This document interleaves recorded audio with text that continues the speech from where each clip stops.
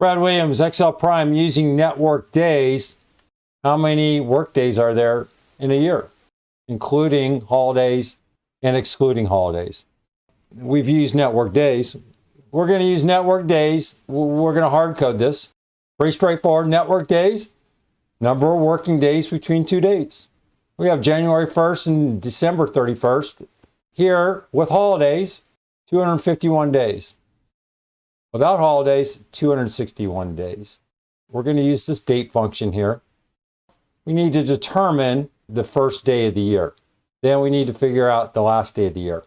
Network days just wraps that into a nice nested function. And that's it.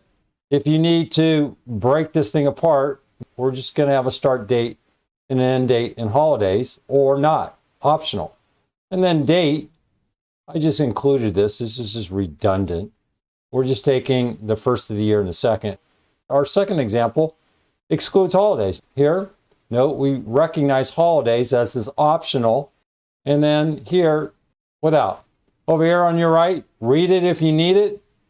Otherwise, you can incorporate network days INTL if you're working non-traditional work weeks. In other words, you're working 6 days a week. Use this network international, and then you could customize it however you need. INTL, networks, INTL. Brad Williams, XL Prime. Thanks for watching.